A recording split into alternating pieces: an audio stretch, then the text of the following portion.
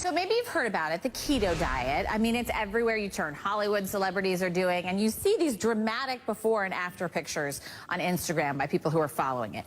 And some are taking it to the next level with what's called dirty keto diet. Now, Dr. Daria Gillespie joined us in studio to explain why it's not exactly the best thing for your body. Dr. Daria, it's so good to have you. Thank you first, so if you don't know what keto is, let's start with that.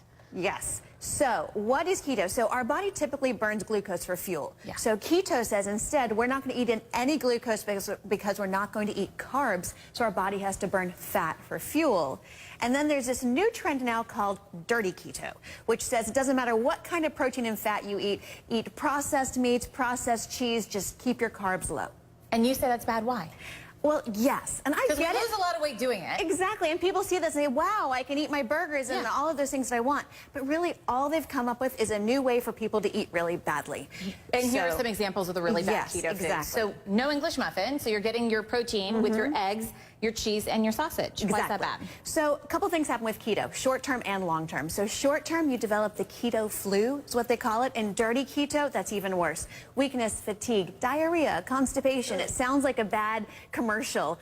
That's one. Number two is how long can you eat pork rinds for the rest of your life? You tend to gain back a lot of the weight. And this is a breakfast, lunch, dinner, snack example. Yes. For lunch, it's the burger with lettuce. A little bit of lettuce, because you can have a little bit because the net carbs are low, but you can't have too much. Pork rinds don't have any carbs. That's why you suggest that, but they're high in fat. And then also for a dinner, you have a big old stick of butter here. Yes, and that's the thing about dirty keto. It's really high in saturated fat. So studies have even shown that when you have very high saturated fat in your keto diet, your mortality is 20% higher. So you may lose weight, but you'll have halitosis, and you may not live as long. Even if you're exercising a ton to burn it off? It's not going to help.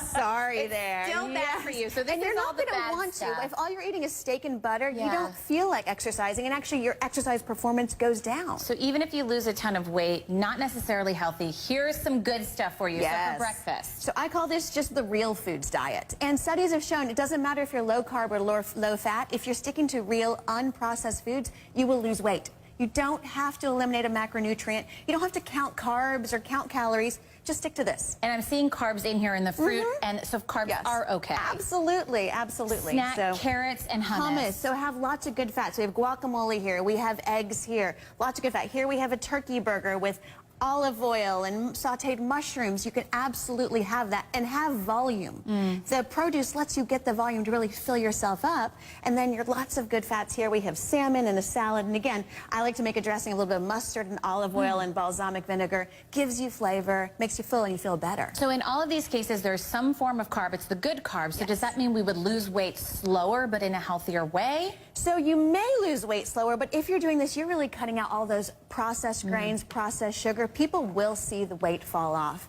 and it will last, and they will feel better. More importantly, they'll be healthy. Yes. Dr. Daria, it's so good to have you. Thank you so much, Lynn.